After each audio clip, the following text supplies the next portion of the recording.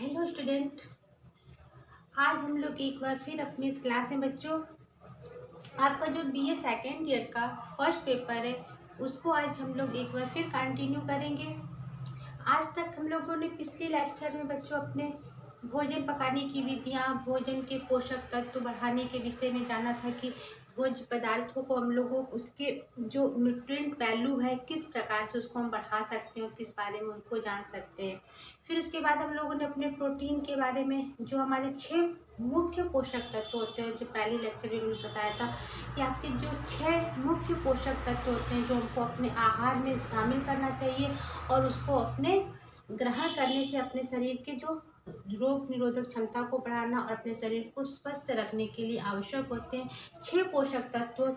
उन पोषक तत्वों के क्रम में सबसे पहले बात हम लोगों ने की थी प्रोटीन की। ठीक है, प्रोटीन की बात की थी जिसमें हम लोगों ने प्रोटीन को देखा समझा था कि प्रोटीन हमारे लिए कितनी आवश्यक है। ये हमें ऊर्जा के साथ साथ वृद्धि के लिए सबसे अधिक इम्पोर्टेंस के रूप में जाना जाता है। प्रोटीन से तो हमें ऊर्जा मिलती है, लेकिन ये वृद्धि निर्माणक तत्व होता है, ये हमारे शरीर की आधारशिला होती है कि प्रोटीन से ही हमारे हड्डियों, बालों, नाखून सब चीज़ों के जो होते हैं उसकी वृद्धि होती है और वो हमारे यूज़ में आती है। तो प्रोटीन से ही हमारे जो भी है वृद्धि विकास की बात होती है, तो प्रोटीन एक इम्पॉर्टेंस था। उसके बाद मैंने बताया था कार्बोहाइड्रेट, वसा, विटामिन, खनिज, लवण, जल, जो ये 6 पोषक तत्व है इनको 1 बाय 1 हम लोग डिटेल में करेंगे और ये 6 पोषक तत्व ही पूरे आपका जो ये कोर्स है आहार एवं पोषण का उसमें साथ साथ होगा। तो प्रोटीन की बात हो गई थी। आज किस क्लास में हम लोग बच्चों अपना नया टॉपिक जो आपका है कार्बोहाइड्रेट, इसको हम लोग शॉर्ट रूप में कार्बोज भी कहते हैं। ठीक है, कार्बोज। हाँ, कार्बोज के बारे में जानेंगे कि ये कार्बोहाइड्रेट क्या है और ये कितना आवश्यक होता है और इसकी हम लोग रासायनिक संरचना के बारे में, इनका वर्गीकरण, इनके कार्य, सब कुछ के बारे में आज हम लोग अपनी क्लास में जानने का प्रयास करेंगे। तो बच्चों हम लोग स्टार्ट करते हैं आज की क्लास में कार्बोज। ठीक है, जैसे कि बच्चों को मैंने बताया था प्रोटीन आपको वृद्धि देता है, मतलब लंबाई ऊंचाई बढ़ाने के लिए हमें किसकी आवश्यकता होती है, प्रोटीन की। आज बात हो रही है कार्बोज। ठीक है, तो जो बच्चों ये कार्बोहाइड्रेट होता है ये हमारे भोजन का मेन भाग होता है। ठीक है, हम अपने भोजन में सबसे ज़्यादा क्या यूज़ करते हैं, रोटी, चावल, मोटे अनाज को ही अपने भोजन में शामिल करते हैं। तो उनमें क्या पाया जाता है, कार्बोहाइड्रेट पाया जाता है। तो ये जो कार्बोहाइड्रेट होता है या कार्बोज होता है ये हमारे भोजन का सबसे मुख्य भाग होता है। ये हमारे भोजन में 60 से 65% तक का भाग भोजन में किसका होता है, हमारे कार्बोज का होता है। ठीक है, कार्बोज हमारे भोजन को कितना कवर करता है, 60 से 65% भाग कवर करता है। फिर इसके बाद विटामिन से आपके प्रोटीन है और वसा, फैट वगैरह जो भी चीज़ें होती हैं वो भोजन को कवर करता है। कार्बोज से ही हमें ऊर्जा मिलती है। ऊर्जा सबसे ज़्यादा हमें किससे मिलती है, कार्बोहाइड्रेट से मिलती है। तो और ये सारे वर्ग के लिए आवश्यक होता है, चाहे उच्च वर्ग, मध्यम वर्ग, निम्न वर्ग।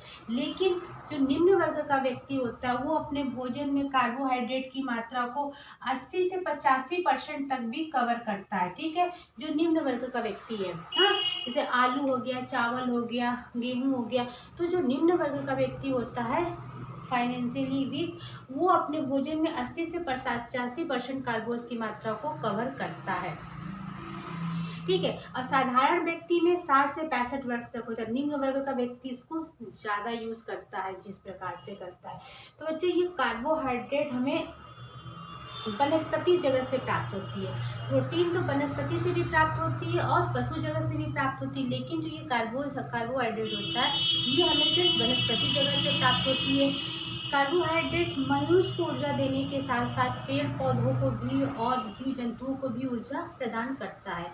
क्योंकि जब पेड़ पौधे, हम लोगों ने बच्चों कभी अपने हाई स्कूल इंटर में पढ़ा होगा कि जब प्रकाश संश्लेषण की क्रिया के द्वारा पौधे क्या करते हैं, सूर्य की रोशनी में खाना पकाते हैं, लेकिन जो उसमें कार्बोज की मात्रा, सेलुलोज की मात्रा उनके तनों के रूप में, फूल पत्तियों के रूप में क्या होता है, कार्बोज की मात्रा पाई जाती है।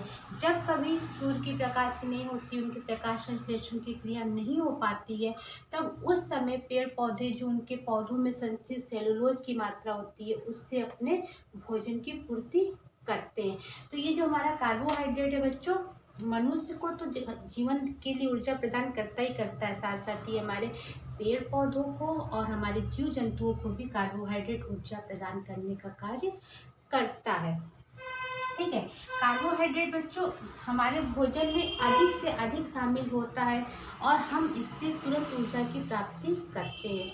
और एक बात, कार्बोहाइड्रेट जो होता है बच्चों हमारे मांसपेशियों में, ठीक है, हमारी मांसपेशियों में ग्लाइकोजन के रूप में भी संचित हो जाता है। जब हम किसी कारणवश बीमार होते हैं, कुछ हो होता है, तो उसके बाद वो ग्लाइकोजन ग्लूकोज में चेंज होकर हमें ऊर्जा प्रदान करता है। 1 ग्राम प्रोटीन भी 4 कैलोरी ऊर्जा प्रदान करता है और 1 ग्राम कार्बोहाइड्रेट अगर हम लेते हैं तो हमें कितना, 1 ग्राम कार्बोज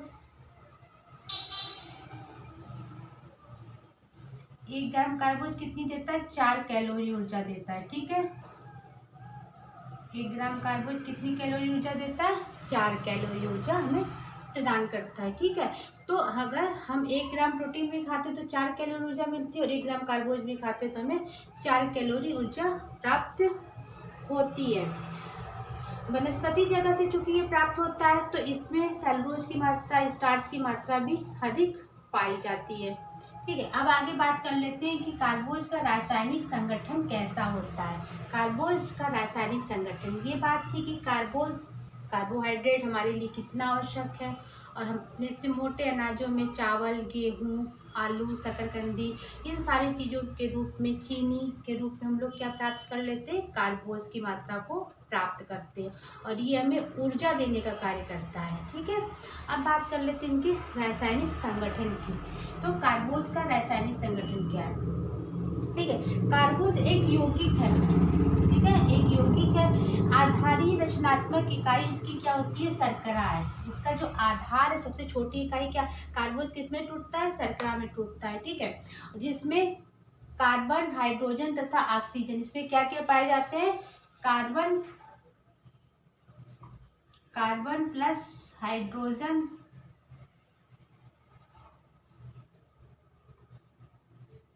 हाइड्रोजन प्लस ऑक्सीजन। ठीक है, तो इस प्रोटीन में क्या एक एक्स्ट्रा पाया जाता था, प्रोटीन में एक जो चीज़ एक्स्ट्रा पाई जाती है वो थी नाइट्रोजन की मात्रा उसमें ज़्यादा पाई जाती थी। और आपके कार्बोज में कार्बन, हाइड्रोजन और ऑक्सीजन, ये 3 चीज़ पाई जाती हैं। ठीक है, इसकी भी संरचना कैसे होती है, जो पानी की जो संरचना होती है H2O। ठीक है, पानी का सूत्र क्या होता है, H2O, यानी कि 2 तत्व आपके हाइड्रोजन के हैं और 1 तत्व ऑक्सीजन का हो जाता है। तो इसमें 2 चीज़ होती है और इसका आपका रासायनिक सूत्र कार्बोहाइड्रेट का होता है CH2O। ठीक है, CH2O, यानी कि आपका कार्बन का 1 हो गया, हाइड्रोजन 2 हो गया और ऑक्सीजन की मात्रा हो गई। तो इसका रासायनिक सूत्र क्या होता है, CH2O होता है। कार्बोहाइड्रेट का रासायनिक सूत्र हो गया। इसमें ऑक्सीजन के तत्व पाए जाते हैं। कार्बोहाइड्रेट का जो होता है, इसके जब अणुओं के सबसे छोटे फॉर्म में टूटता है तो वो सबसे छोटे फॉर्म किस में टूटता है, वो टूटता है ग्लूकोज में। प्रोटीन किस में टूटता है, एमिनो एसिड में टूटता है। ये क्या कहते हैं, कार्बोहाइड्रेट ग्लूकोज में, वसा वसी अम्ल में टूटता है। तो ये जो हम कार्बोहाइड्रेट की संरचना को देख रहे हैं, इसकी संरचना अन्य संरचना से ज़्यादा जटिल नहीं होती, ये सिंपल में हम इसको समझ सकते हैं। ये कार्बोहाइड्रेट पेड़ पौधों में शर्करा के रूप में पाए जाते हैं और ये सिर्फ वनस्पति जगत से प्राप्त होता है। जैसे चीनी लेते हैं तो चीनी किससे बनती है, गन्ने से बनती है। अगर हम गेहूँ यूज़ कर रहे हैं तो गेहूँ क्या, वनस्पति जगत से। चावल, आलू, मोटे अनाज जो भी हैं तो ये किससे प्राप्त होते हैं, हमें सिर्फ वनस्पति जगत से प्राप्त होते हैं और उसको हम को समझने का प्रयास करते हैं। इसमें जब कार्बोज में 1 इकाई होगी तो उसकी शर्करा भी 1 होगी। अभी जब हम लोग आगे इसका वर्गीकरण, क्लासिफिकेशन पढ़ेंगे तो रासायनिक आधार पे जो क्लासिफिकेशन होता है मोनोसाइड और लोकोसाइड में, तो उसमें हम लोग देखेंगे बच्चों कि इनकी रासायनिक संरचना एक शर्करा के रूप में 1 ही पाई जाती है। अब बात कर लेते हैं हम लोग कार्बोहाइड्रेट के वर्गीकरण की। ठीक है, इसका क्लासिफिकेशन किस प्रकार से किया गया है। कार्बोज बच्चों हम लोगों ने, कहने का तात्पर्य ये है कि जो 6 पोषक तत्व आपके हैं, ठीक है, भोज्य समूह भी हमने बताए थे। उन 5 भोज्य समूह में से इन 6 पोषक तत्वों को हमको ग्रहण करना। हम लोगों ने प्रोटीन के बारे में पढ़ लिया, अब बात है कार्बोहाइड्रेट की, जो हमारे भोजन का मुख्य आधार है। मेन ये 60 से 65% का करता है और निम्न वर्ग का व्यक्ति हो तो 80 से 85% ही इस पे निर्भर होता है। और ये वनस्पति जगत से प्राप्त होने वाला है और वनस्पति जगत में ही इसको ज़्यादा कोशिश में इसको हम लोग पाक करते हैं। इससे हमें ऊर्जा मिलती है, तुरंत ऊर्जा की बात होती है, ठीक है। तो इसका जो वर्गीकरण है हम लोग इसको देखते हैं कि इसका वर्गीकरण किस आधार पे किया गया है। पहला किया गया वर्गीकरण इनका भौतिक विशेषताओं के आधार पर, यानी कि फिजिकल कैरेक्टर्स जो होते हैं उनको देखने में क्या होते हैं वो भौतिक विशेषताओं के आधार पे किया गया। दूसरा इनका वर्गीकरण है रासायनिक विशेषताओं के आधार पे, ठीक है। रासायनिक विषय केमिकल रिएक्शन जो होते हैं, तो ये आज की क्लास में बच्चों हम लोग भौतिक विशेषताओं को देखेंगे और फिर नेक्स्ट क्लास में अपने हम लोग इनके रासायनिक विशेषताओं के आधार पे जो इनका वर्गीकरण है उसको देखेंगे। आज बात करते हैं सिर्फ हम लोग भौतिक विशेषताओं के आधार पे। तो भौतिक विशेषताओं के आधार पे कार्बोज को 2 भागों में बांटा गया, पहला शर्कराएं, दूसरा अशर्कराएं, ठीक है। यहाँ पे बताया गया कि इसकी रचनात्मक इकाई क्या आपकी शर्करा है, ठीक है। आधारीय रचनात्मक इकाई को क्या बताया गया, शर्करा, अशर्करा और अशर्करा, ठीक है। तो इसकी विशेषताएं हैं कि ये मीठी होंगी, सीधी सी बात है, ठीक है। रवेदार होती हैं, हाँ ये भी है। घुलनशील होंगी, प्रकृति में विद्यमान होंगी और ये किसमें पाई जाती है, हमारे फल, सब्जियों, शहद, गुड़, शक्कर इत्यादि में ये शर्करा के रूप में पाई जाती हैं। तो ये रवेदार होती हैं, ठीक है। और आपका गुड़ है, शहद, शक्कर, ये क्या घुलनशील होते हैं, ये पानी में घुल जाते हैं। तो ये चीज़ें क्या होती है, शर्कराएं मीठी भी होंगी, दानेदार भी होंगी, रवेदार भी होंगी। तो आपका ये कार्बोहाइड्रेट भौतिक विशेषताओं के आधार पे आपका जो बताया गया है, आपका ये शर्करा के रूप में पाई जाती है, मीठी, रवेदार, घुलनशील, प्रकृति में विद्यमान और फल सब्जियों में पाई जाती हैं। अब दूसरी बात करते हैं अशर्कराएं की। तो ये पाउडर रूप में पाई जाती हैं, अघुलनशील होती हैं, फल, जड़, बीज, तने में स्वाद रहित होती हैं, ठीक है। ये पाई तो जाती हैं लेकिन फल और बीज इनमें कोई स्वाद नहीं होता। ये तो मीठी होंगी शर्करा के रूप में लेकिन इनमें कोई स्वाद नहीं होता और ये पानी में जेली के रूप में तैरती हैं, ठीक है। ये पूरी तरह से घुलेंगी नहीं, ये अघुलनशील होंगी। और आपकी जो ये शर्करा क्या होती है, ये घुलनशील होती है पानी में, ठीक है। तो आपका कार्बोहाइड्रेट को हम लोगों ने भौतिक विशेषताओं के आधार पे देखा कि ये 2 प्रकार का होता है। जब रासायनिक विशेषताओं के आधार पे देखेंगे तो वो 3 प्रकार के बताए गए, उसमें कि 3 प्रकार का होता है, मोनोसेक्राइड, डाइसेक्राइड और पोलोसेक्राइड। जब हम लोग बहुत रासायनिक विशेषताओं के आधार पे देखेंगे तो उनमें 3 प्रकार के बताए गए, मोनोसेक्राइड,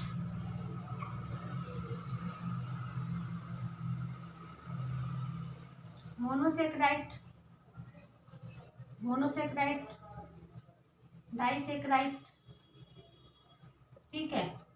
मोनोसेक्राइड, डाइसेक्राइड और पोलोसेक्राइड के रूप में उसको पाया गया। तो जो हमारे 3 प्रकार के ये आपके कार्बोहाइड्रेट के रूप होते हैं, ये रासायनिक विशेषताओं के आधार पे होते हैं। इनको हम लोग अपनी अगली क्लास में डिस्कस करेंगे।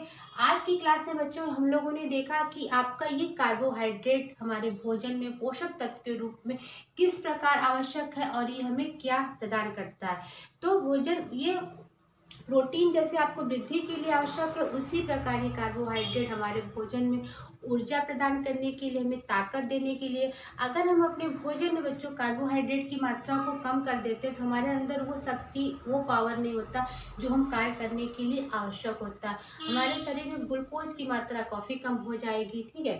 तो कार्बोहाइड्रेट की मात्रा हम अपने आहार में सबसे ज़्यादा लेते हैं और ये हमारे भोजन का जो सबसे मेन भाग होता है, सबसे मतलब अधिक से अधिक शेयर किसका होता है, हमारे कार्बोहाइड्रेट का। और ये किस में मिलता है, हमारे आपके जितने मोटे अनाज है, ठीक है, चावल, गेहूँ, ठीक है, चावल, गेहूँ हो गया आपका, शक्कर, आलू, शकरकंद,